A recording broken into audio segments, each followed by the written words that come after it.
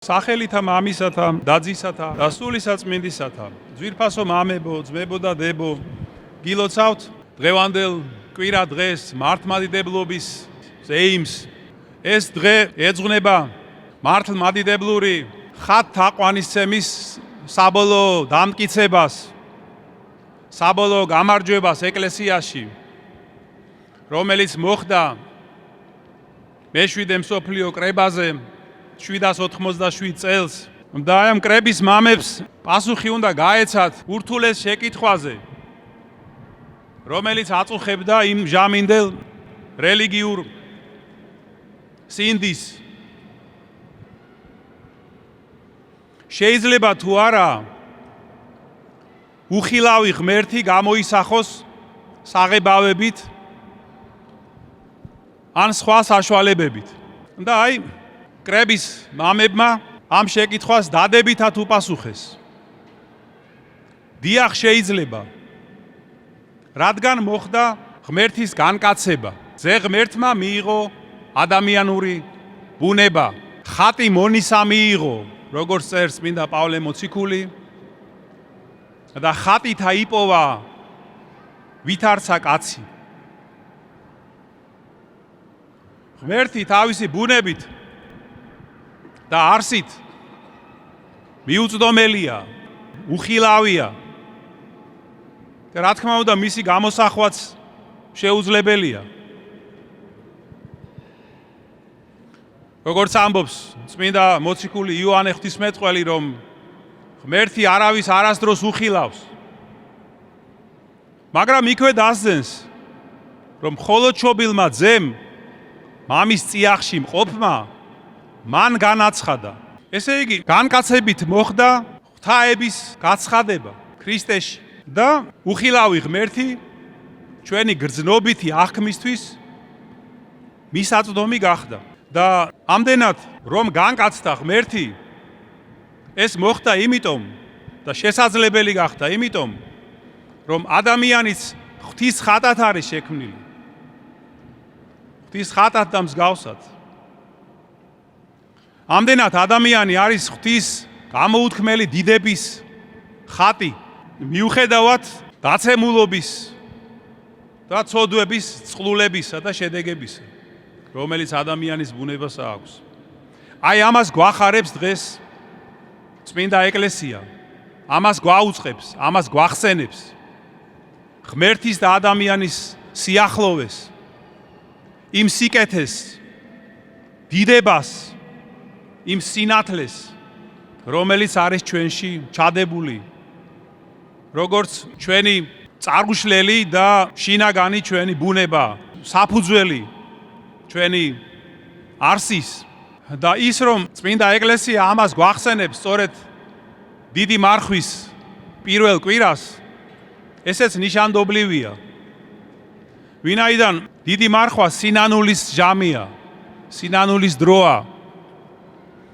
და სწორი სინანული შეიძლება იყოს მხოლოდ მაშინ, როდესაც ადამიანი ხედავს აი ამ სიკეთეს, სწამს ამ სიკეთის, ხედავს, გრძნობს და უყვარს. და მარტო ადამიანში ცოდვების და არარაობის დანახვა აზიანებს ჩვენ სულიერ ცხოვრებას. აი ამ კეთილი მხარის დანახვის გარეშე. აზიანებს თუნდაც იმიტომ, რომ მიხავს ადამიანი მოწყინებამდე, სევდამდე, სასოწარკვეთილებამდე. და პარალიზებას ახდენს ღვთისგან ბოძებული საოცარი ნიჭისა, რაც არის ჩვენი შემოქმედებითი ძალები. და აი ამიტომ დიდ მარხვაში, როდესაც ჩვენ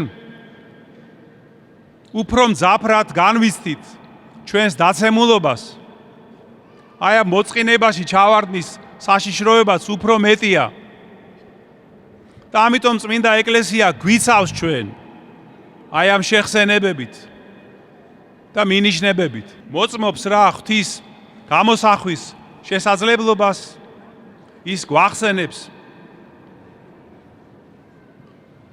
ჩვენში ხატებას ღვთისას როგორც აი ამ დიდ საოცარ საფუძველს ჩვენი ბუნებისა. და თითქოს გვეუბნება, რომ აი შეხედე, რა დიდი სიკეთე მიეცა ადამიანს.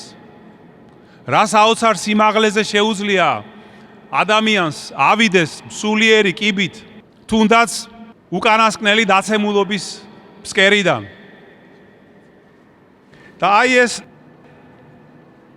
შეხსენებები, სიმბოლური მინიშნებები, რომლებიც იწყება დღევანდელი კვირიდან და გაგრძელდება შემდეგ კვირებში, ეს იქნება შემდეგ გრიგოლ პალამას სწავლება, ჯვრის თაყვანისცემა, იოანე კიბის აღწერლის კვირა, მარიამ ეგვიპტელისა. ჩვენ სულიერად გვაძლიერებენ, გვიმტკიცებენ ჩვენ მართლმადიდებლურ რწმენას ღვთისა და ადამიანისა და მოგვიწოდებენ ქმედითი სიყვარულისკენ. ამიტომ ჩვენც უნდა ვუპასუხოთ, ძვირფასო ძმებო და დებო, ამ მოწოდებებს, ამ მინიშნებებს სულიერი ღვაწლით და ქმედითი სიყვარულით, კეთილგანწყობით ადამიანებისადმი, მათი ცხოვრებისადმი და მათი გულწრფელი კეთილი მისწრაფებებისადმი. კიდევ ერთხელ გილოცავთ ამ დიდებულ დღესასწაულს. მინდა შეგახსენოთ, რომ დღეს ჩვენ აღნიშნავთ კიდევ ერთ ღირსშესანიშნავ მოვლენას 1990 წელს ღვთის შეწევნით და სრულიად საქართველოს კათოლიკოს პატრიარქ ილია მეორის დაუღალავი ღვაწლით და შრომით კონსტანტინოპოლის საპატრიარქომ სნოდა აღიარა საქართველოს მართლმადიდებელი ეკლესიის უძველესი დროიდან არსებული ავტოკეფალია.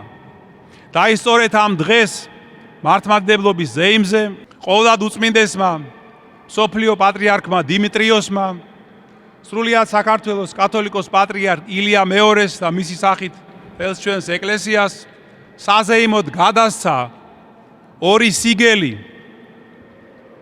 საქართველოს მართლმადიდებელი ეკლესიის უძველესი დროიდან არსებული ავტოკეფალიის ცნობისა და მტკიცების სიგელი და კათოლიკოს პატრიარქის ტიტულის ცნობის სიგელი. აი ეს იყო დიდი გამარჯვება ჩვენი ეკლესიის, საბოლოო გამარჯვება იყო. აი ამ დიდ ბრძოლაში და ღვაწლში, რაც უკავშირდება ავტოკეფალიის მოპოვებას და მის აღიარებას. და ჩვენ დღეს დიდ მადლობას ვუხდით მის უწმინდესობას და უნეტარესობას კათოლიკოს პატრიარქ ილია მეორეს მისი დიდი ღვაწლისთვის, ვინაიდან სწორედ მან დააგვირგვინა თავისი ღვაწლით ეს შრომა და ბრძოლა, რომელიც დაიწყეს ჩვენმა დიდმა წინაპრებმა. უსურვოთ მას დღეგრძელობა, ჯანმრთელობა და სულის სიმხნევე. კიდევ ერთხელ გილოცავთ ამ დღესასწაულს, ღმერთმა დაალოცოს ჩვენი ქვეყანა, ჩვენი ერი, რომელიც მუდამ ცდილობდა ერთგული ყოფილიყო ჭეშმარიტების და მართლმადიდებელი სარწმუნოების და ჩვენ მადლობთ უფალს, რომ დღესაც ვართ ჩვენ ერთგულნი ქრისტეს ეკლესიისა, მართლმადიდებელი სარწმუნოებისა.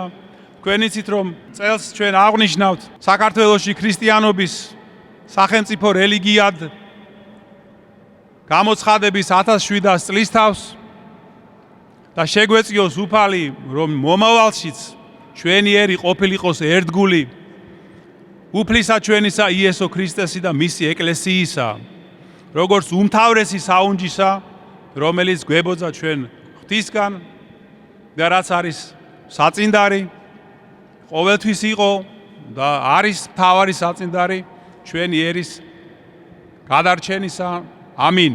ღმერთმა დაგლოცოთ და გაგაძლიეროთ. ჩვენთან არის ღმერთი.